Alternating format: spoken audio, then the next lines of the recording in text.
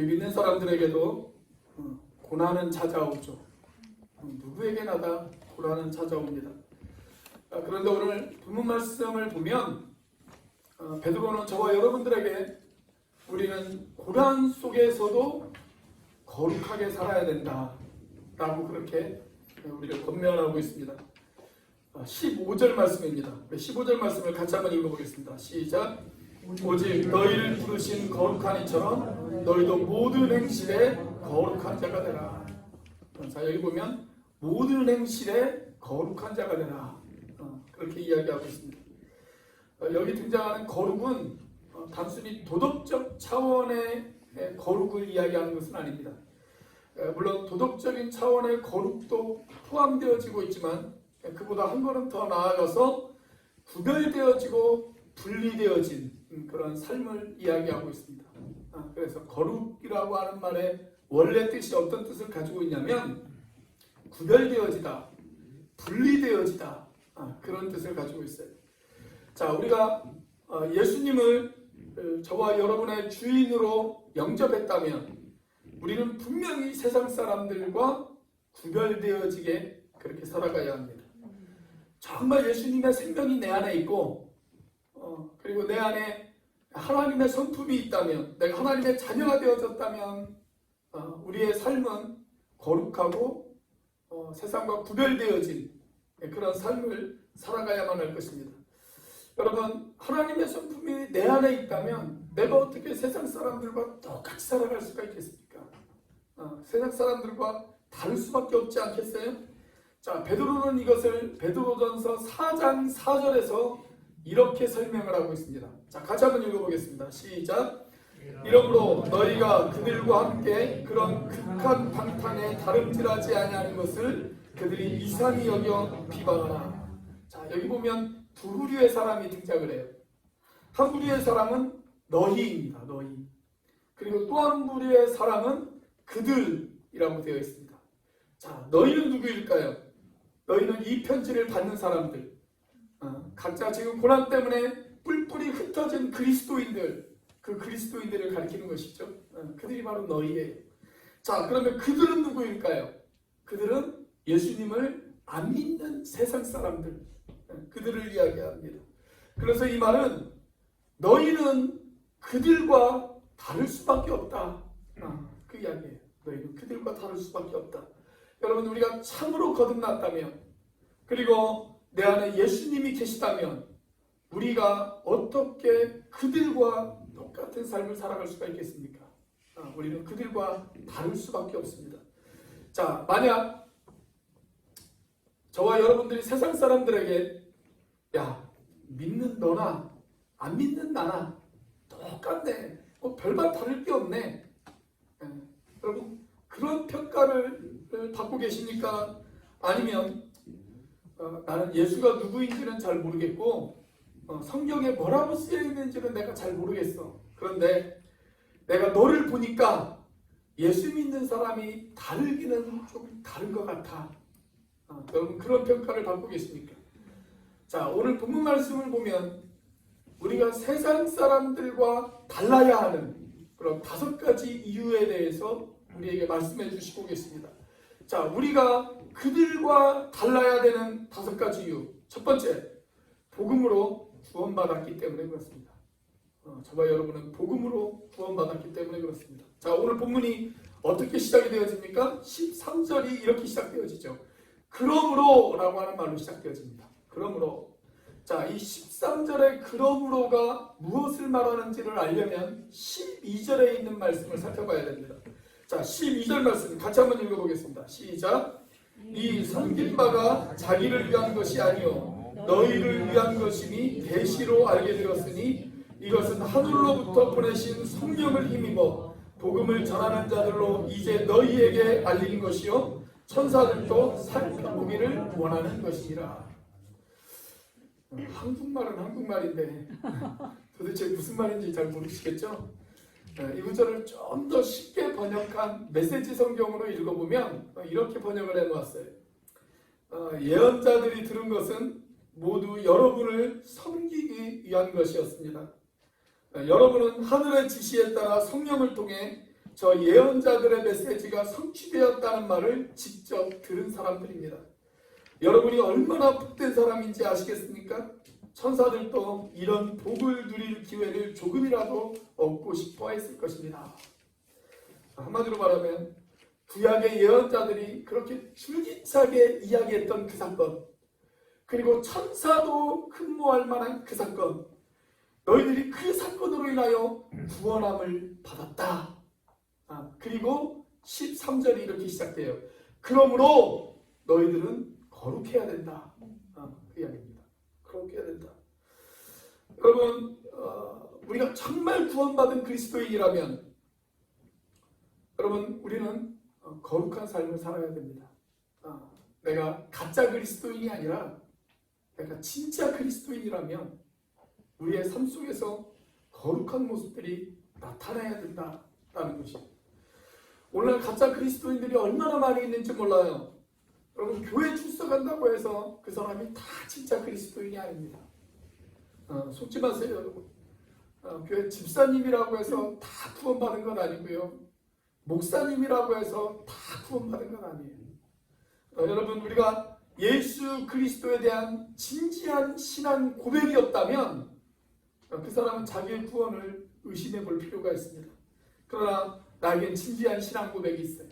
정말 예수님이 나의 주님이 되시고 그 예수님이 나를 위하여 돌아가셨다라고 하는 분명한 신앙 고백이 있습니다. 그리고 내가 구원받았음을 확신한다. 그러면 그 사람은 어떻게 살아야 된다고요? 거룩하게 살아야 됩니다. 그렇게 살 수밖에 없습니다. 그렇게 살 수밖에 없어요. 내가 구원받았다면 어떻게 내가 세상 사람들과 똑같이 살아갈 수가 있겠습니까? 그렇게 살 수밖에 없다. 그 이야기예요.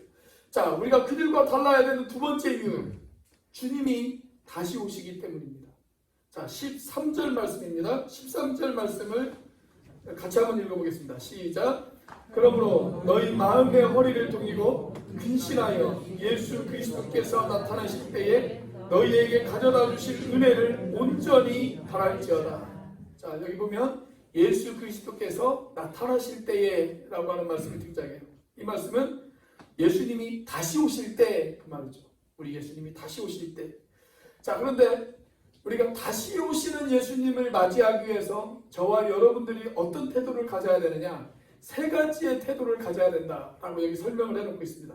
우선 첫 번째로 마음을 동이라, 그렇게 이야기를 하고 있습니다. 마음의 허리를 동이라, 그렇게 이야기하고 있어요. 허리를 동이라, 이 말은 알겠어요. 우리가 옷이 내려가지 않도록, 바지가 내려가지 않도록 우리가 허리띠를 잘 동일 필요가 있잖아요.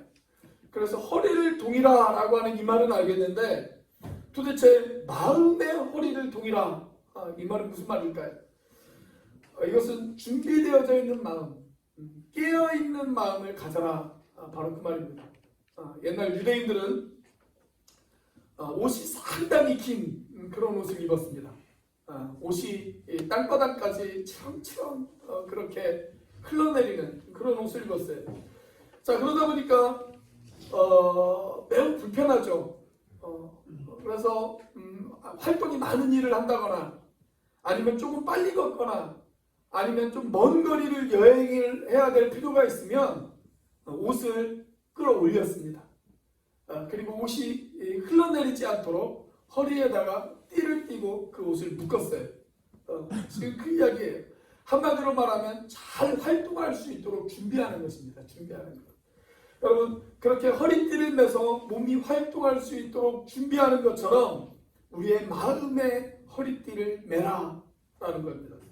예수님이 다시 오실 것이기 때문에 그 예수님이 언제 오시든 그 예수님을 맞이하기 위해서 너희들은 준비되어진 마음으로, 깨어있는 마음으로 마음의 허리띠를 동여매라, 그 이야기예요. 특별히 이스라엘 백성들은 이 이야기가 아주 실감이 났을 것입니다. 왜냐하면 출애굽기 12장 말씀에 보시면 거기에 유월절 사건이 등장을 해요. 애굽 땅에 마지막 10번째 재앙이 내리죠. 그리고 그 10번째 재앙이 내리면서 이스라엘 백성들은 드디어 애굽 땅을 탈출합니다. 그런데 그들이 애굽 땅을 탈출한 그날 저녁, 그들이 얼마나 급하게 애굽 땅을 탈출했는지 그들이 허리에 띠를 띠고 그 다음에 양고기를 먹으면서 그렇게 아주 급하게 애굽 땅을 빠져나오는 것을 볼 수가 있습니다.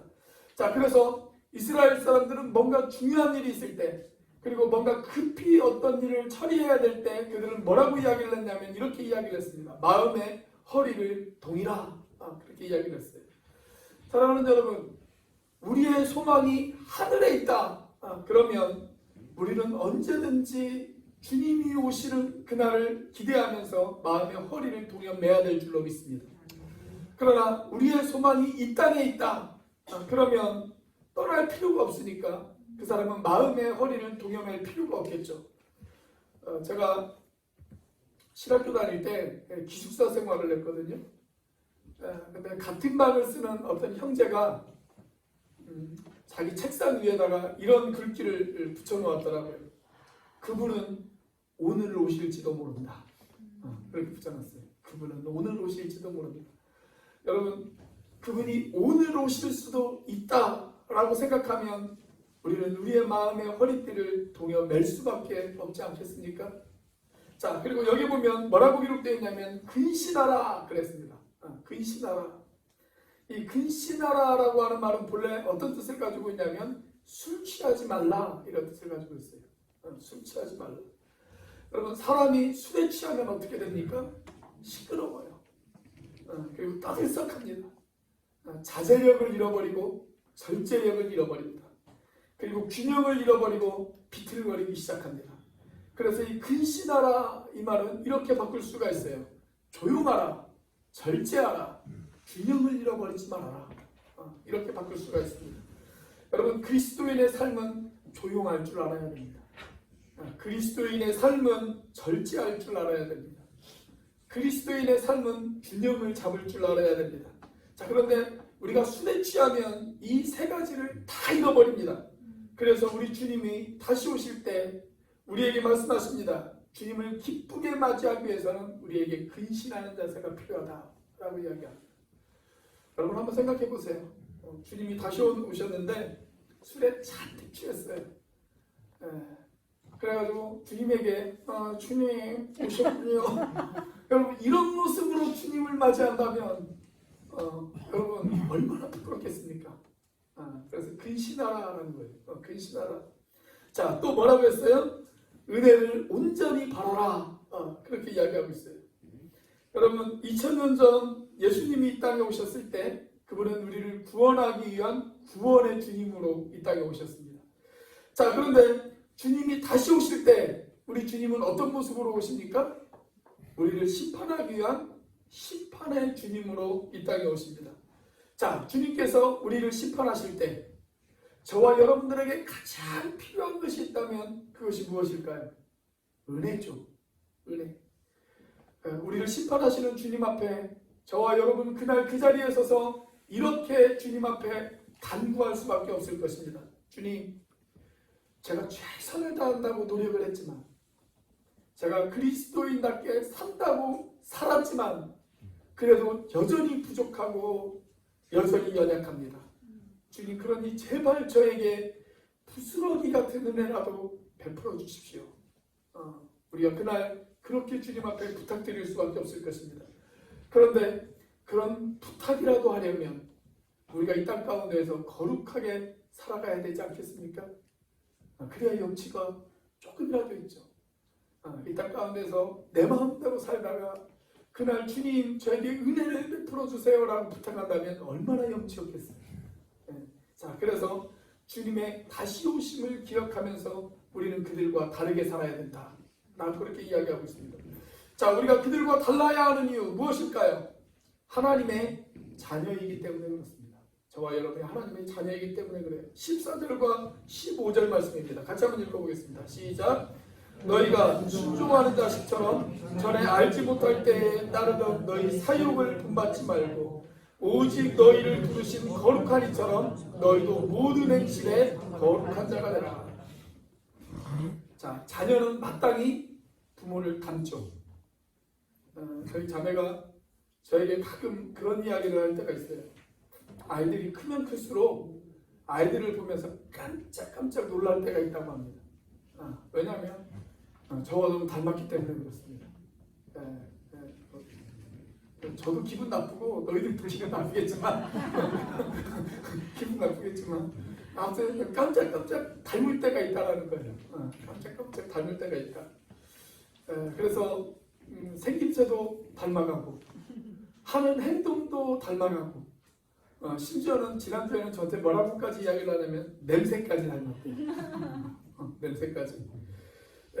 여러분 유전자의 힘이 정말 놀랍지 않습니까? 우리가 자녀는 그 부모를 닮기 마련이에요. 자, 마찬가지로 우리가 하나님의 자녀가 되어지면 하나님께서 저와 여러분들에게 하나님의 유전자를 심어주세요. 하나님의 유전자. 자, 그 말씀이 어디에 나오냐면 베드로 전서가 있으면 뭐가 있을까요? 베드로 후서가 있겠죠. 자, 베드로 후서 1장 4절 말씀에 바로 그 이야기가 나옵니다. 자, 같이 한번 읽어보겠습니다. 시작. 이로써 그 보배롭고 지극히 큰 약속을 우리에게 주사 이 약속으로 말미암아 너희가 정욕 때문에 세상에서 썩어질 것을 피하여 신성한 성품에 참여하는 자가 되게 하려 하셨느니라. 자, 여기 등장하는 신성한 성품이라고 하는 말은 신의 성품을 말합니다. 신의 성품. 그러니까 요즘 우리식으로 이야기하자면 하나님의 유전자 이렇게 이야기할 수가 있어요. 하나님의 유전자. 우리가 하나님의 자녀가 되어지는 순간 하나님께서는 저와 여러분들에게 하나님의 유전자를 주셨어요. 자, 저와 여러분들에게 하나님의 유전자가 있다면 저와 여러분은 누구를 닮아야 될까요? 하나님을 닮아야겠죠. 냄새까지 닮으셔야 됩니다. 그래서 저와 여러분들에게 하나님의 자녀다운 냄새가 나야 됩니다. 그런 냄새까지 닮아야 돼요. 여러분 우리에게 유전자가 있는지 없는지 하나님의 유전자가 있는지 없는지 어떻게 알 수 있습니까? 유전자 검사를 해보면 알 수가 있습니다. 자, 오늘 본문의 14절과 15절을 보면 그 유전자 검사를 할 수 있는 두 가지 검사 항목이 등장을 합니다. 자, 13절에는 무슨 항목이 등장하냐면 순종입니다. 순종. 자, 그리고 다른 하나는 15절에 등장하는데 그것이 바로 거룩함입니다. 거룩함. 여러분 내 안에 하나님의 유전자가 있으면 하나님 아버지에게 순종하고 싶어하는 마음이 생겨요. 오늘이 어버이 주일인데 여러분 자식들은 부모님에게 순종하고 싶어하는 마음이 있어야 진짜 자식이에요. 진짜 자식이에요. 여러분 우리가 정말 하나님의 유전자가 내 안에 있다. 그러면 말씀을 들을 때 그리고 말씀을 읽을 때 말씀을 깨달았을 때 내가 이 말씀대로 살아가고 싶다. 이런 생각이 드는 것이 당연합니다. 그런 생각이 들어야 하나님의 자녀예요. 하나님의 자녀.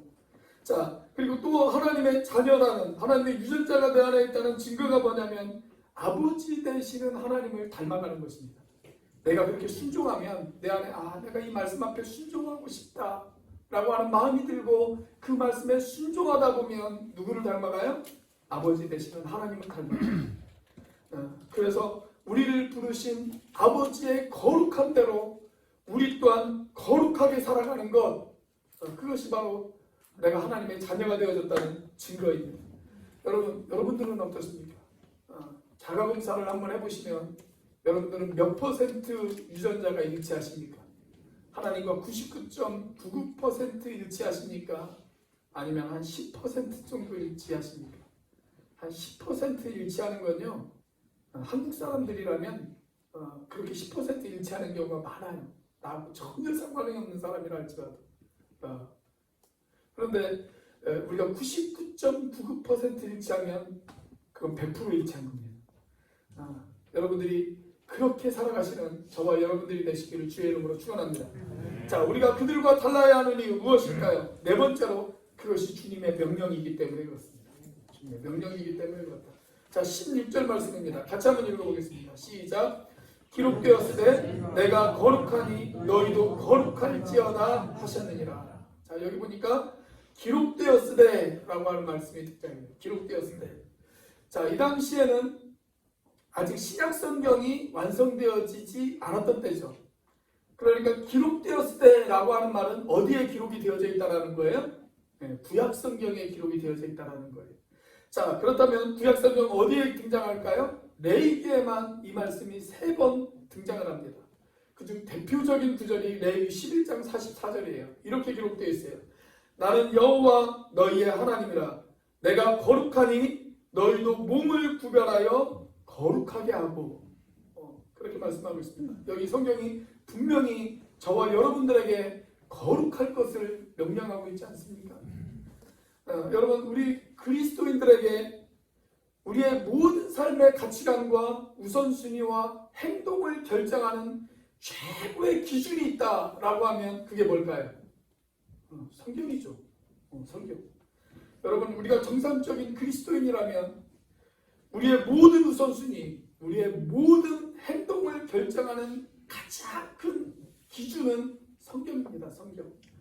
그래서 성경 외에 그 어떤 것도 우리들의 삶의 기준이 되어지지 못합니다. 성경은 우리나라 헌법보다 위에 있습니다. 그런데 여러분, 로마 카톨릭은 이 성경 이외에 다른 것에 권위를 하나 두고 있죠. 성경도 물론 권위가 있지만 성경 못지않게 성경과 동등한 권위를 가지고 있는 것이 있다라고 로마 카톨릭은 생각합니다. 여러분, 그게 뭐예요? 교회 제도예요. 교회 제도. 교회 제도 가운데 특별히 교황의 권위입니다. 교황의 권위.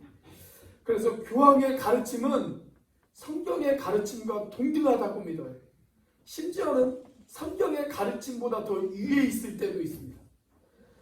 우리나라에 처음 천주교가 들어왔을 때, 그러니까 1700년대 말과 1800년대 초에 많은 천주교인들이 핍박을 당하고 순교를 당했습니다.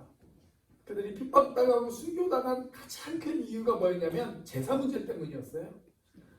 유교 국가에서 제사를 가장 중요하게 생각하는데 제사를 드리지 않는다. 여러분, 그것은 사회 질서를 혼란스럽게 만드는 그런 사람들이라고 생각을 했습니다. 그래서 많은 사람들이 핍박을 받았고 많은 사람들이 죽었어요. 자, 그런데 지금 천주교가 제사를 허용합니까? 안 합니까? 제사를 허용합니다. 왜냐하면 1939년 교황 비오 11세가 더 많은 천주교인들을 만들기 위해서 중국과 아시아 쪽에 제사 드리는 것을 허용했어요. 조상에게 제사 드리는 걸 그들이 허용했습니다. 여러분, 저는 그래서 이 천주교라는 곳은 인간들이 만들어 놓은 모든 종교 중에 가장 인간적인 종교라고 생각이 되어져요. 거기 가면 안 되는 게 없어요. 다 돼요. 어제까지는 목숨 걸고 안 돼! 라고 외쳤다가 오늘 아침에 교황이 오케이 하면 오늘 아침부터 다 됩니다. 뭐든지 안 되는 게 없어요. 그러나 우리 복음적 그리스도인들은 최고의 권위가 어디에 있어요? 성경에 있죠. 성경이 안 된다고 하면 그것은 죽어갔던 것입니다. 성경이 하라고 하면 그건 목숨 걸고 해야 되는 일입니다. 그래서 말씀이 그렇다고 하면 그걸로 끝이에요. 거기에 다른 설명을 달 필요가 없고 다른 해석을 달 필요가 없습니다. 그 어떤 것도 말씀의 권위보다 위에 있지 않습니다. 목사도 말씀의 권위보다 위에 있지 않습니다. 교회의 헌법이나 교회의 정관도 말씀의 권위보다 위에 있지 않습니다. 우리에게는 말씀을 능가하는 그 어떤 것도 인정하지 않습니다. 자, 그런데 그 성경이 저와 여러분들에게 지금 뭐라고 이야기를 하고 있냐면 내가 거룩하니 너희도 거룩하라. 그렇게 이야기하고 있습니다. 여러분, 우리가 왜 거룩해야 될까요? 성경이 그것을 명령하고 있기 때문에 그래요. 말씀이 그것을 명령하고 있기 때문에 저와 여러분들이 말씀에 순종하여 거룩한 삶을 살아가시는 저와 여러분들이 되시기를 주의 이름으로 축원합니다. 자, 우리가 그들과 달라야 하는 이유 무엇일까요? 마지막 다섯 번째로 하나님은 외모로 심판하지 않으시기 때문에 그렇습니다. 하나님은 외모로 심판하지 않으시기 때문에 그렇습니다. 자, 17절 말씀입니다. 같이 한번 읽어보겠습니다. 시작. 외모로 보시지 않고 각 사람의 행위대로 심판하시는 이를 너희가 아버지라 부른즉 너희가 나그네로 있을 때를 두려움으로 지내라. 자, 우리가 아버지라고 부르는 하나님은 심판하시는 하나님이십니다. 그리고 우리는 어떤 존재냐? 우리는 나그네와 같은 존재다라고 그렇게 성경은 저와 여러분들에게 이야기를 하고 있습니다. 여러분, 나그네의 특징이 뭐예요? 나그네의 특징은 가야 할 내 집이 있다는 거예요. 우리가 비록 이 땅에 살아가고 있지만 이 땅은 진짜 우리 집이 아니에요. 진짜 우리의 집은 영원한 본향인 하늘나라입니다. 거기가 우리의 집이에요. 자, 그런데 우리가 우리의 집에 갔을 때 하나님께서는 저와 여러분들을 심판하십니다. 저와 여러분들을 평가하세요. 자, 그런데 그분이 평가하실 때 어떻게 평가하시냐면 우리를 외모로 평가하시지 않으신다라고 그렇게 이야기하고 있습니다. 그런데 무엇으로 평가하실까요? 우리의 행위대로 평가하실 것이다 라고 그렇게 말씀하고 있습니다. 그러므로 우리가 나그네로 이 땅에 살아갈 동안에 우리의 행위에 각별히 신경을 써야 된다 그 말이에요. 너희의 행위가 거룩해야 된다 그 말입니다. 자, 그런데 엄격하게 따지고 보면 우리의 행동, 우리는 이 행동마저도 위선적으로 행동할 수가 있어요. 언제든지 위선적으로 우리가 그럴듯하게 포장을 할 수가 있습니다. 내 마음과 상관없이 나는 언제든지 깨끗한 척, 선한 척, 그리고 거룩한 척, 그렇게 우리 자신을 포장할 수가 있다는 거예요. 내가 교회에서 봉사하는 것이, 내가 하나님 앞에서 헌신하는 것이, 내가 이 자리에 나와서 예배하는 것이 다른 사람들 보기에 거룩한 척 우리는 얼마든지 포장을 할 수가 있습니다. 자, 그래서 실제로 주님께서 바리새인들과 서기관들을 향해서 뭐라고 이야기를 하셨어요? 이런 이야기를 하셨잖아요. 화 있을진저 외식하는 서기관들과 바리새인들이여 햇칠한 무덤 같으니 겉으로는 아름답게 보이나 그 안에는 죽은 사람의 뼈와 모든 더러운 것이 가득하도다. 그렇게 말씀하고 있지 않습니까? 너희들은 겉으로는 거룩한 것 같이 그렇게 보이는데, 너희들이 겉으로는 깨끗한 것 같이 그렇게 보이는데 그 속은 회칠한 무덤과 같다고. 그 안에는 죽은 사람의 뼈와 모든 더러운 것들이 가득하다고. 그래서 너희들에게 화가 있을 것이라고 그렇게 말씀하고 있지 않습니까?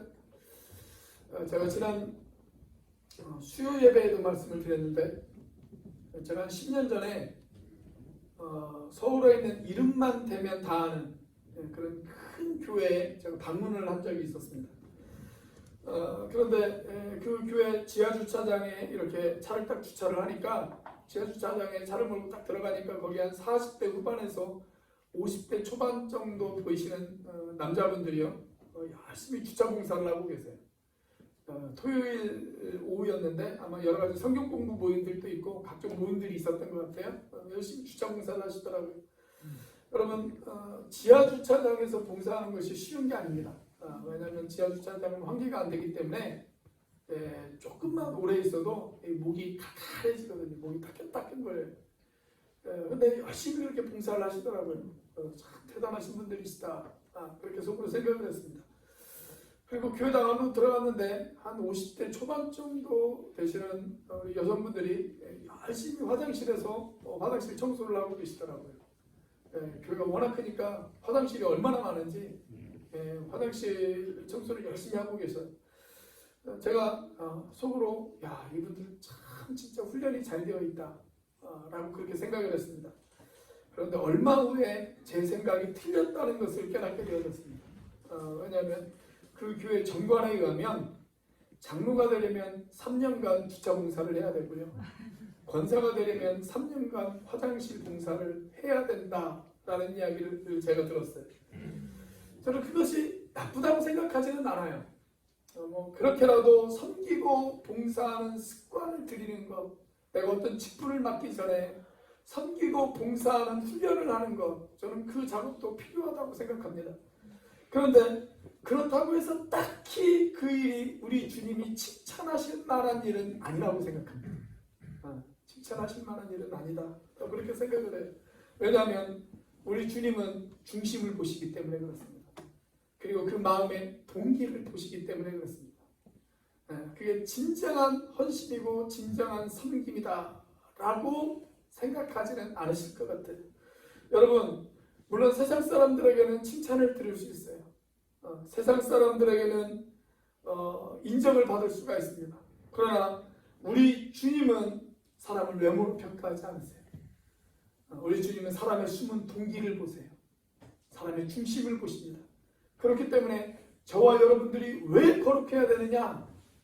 주님이 우리의 중심을 보시기 때문에 그렇습니다. 우리 마음의 중심이 거룩하지 않는다면 우리가 무슨 행위를 하든 그날 그 자리에서 주님은 저와 여러분들을 호되게 질책하실 것입니다. 그러므로 저와 여러분들이 거룩하게 살아가실 수 있는 그런 인생이 되시기를 주의 이름으로 축원합니다. 사랑하는 여러분, 우리가 왜 그들과 다르게 살아야 될까요? 우리가 왜 거룩하게 살아야 될까요? 우리는 복음으로 구원받았기 때문에 그렇습니다. 우리 주님이 다시 오시기 때문에 그렇습니다. 우리가 하나님의 유전자를 받은 하나님의 자녀이기 때문에 그렇습니다. 그리고 성경이 우리가 거룩하게 살 것을 명령하고 있기 때문에 그렇습니다. 그리고 무엇보다도 우리가 언젠가 주님 앞에 서게 되어질 텐데 그때 주님께서 저와 여러분들을 외모로 평가하지 않으시고 우리의 중심을 보시기 때문에 그렇습니다.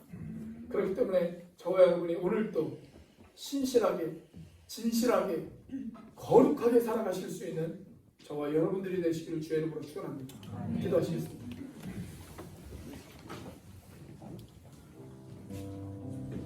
우리 시간 이렇게 한번 기도하기를 원합니다.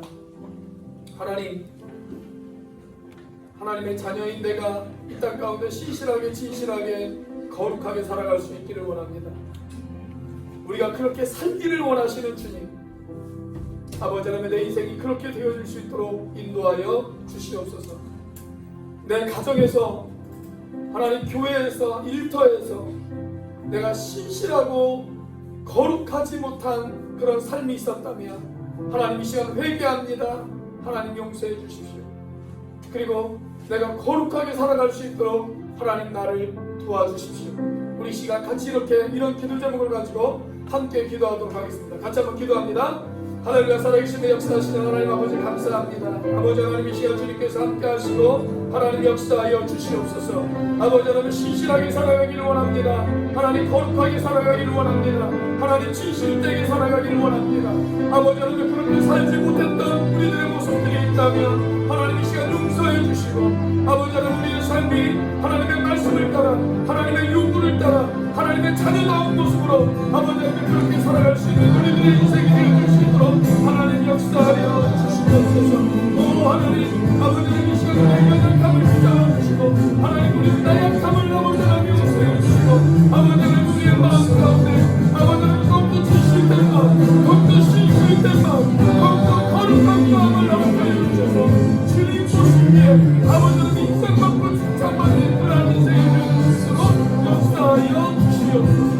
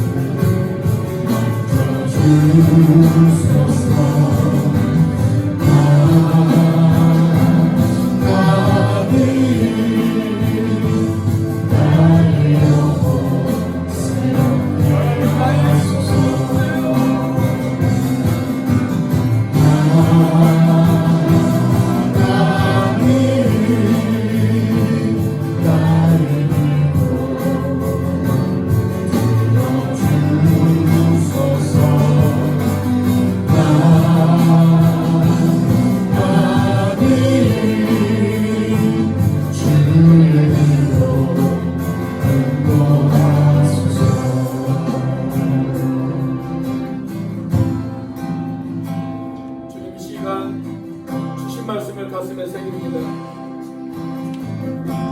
우리에게 거룩하심을 요구하시는 주님, 아버지 하나님, 그 명령 앞에 우리가 겸허한 마음으로 순종할 수 있도록 인도하여 주시옵소서. 내가 거룩하니 너희도 거룩하라. 아버지 하나님, 그 명령 앞에 아멘으로 나아갈 수 있는 우리가 되어질 수 있도록 도와주시옵소서. 너희는 그들과 달라야 된다라고 말씀하시는 그 주님의 명령 앞에 아버지 하나님, 기꺼이 세상과 나를 구별할 수 있는 우리들이 되어질 수 있도록 인도하여 주시옵소서. 신실하게 살게 하여 주시옵소서. 진실하게 살게 하여 주시옵소서. 하나님, 거룩하게 살게 하여 주시옵소서. 하나님, 고난 중에라도 우리의 삶이 거룩한 삶을 포기하지 않도록 인도하여 주시옵소서. 이제는 우리를 위하여 십자가에 달리신 성자 하나님의 은혜와 그 독생자를 죽기까지 내어주신 성부 하나님의 사랑과 지금도 그 사랑을 깨닫게 하시고 충만하게 하시는 성령 하나님의 교통하심이 고난 중에서도 거룩하게 살아가기를 원하는 하나님의 그 부르심에 따라 우리의 가정과 교회와 일터에서 거룩하게 살아가기로 작정하는 사랑하는 우리 오늘교회 형제자매들 머리 위에 지금부터 영원까지 함께 하시기를 간절히 축원하옵나이다.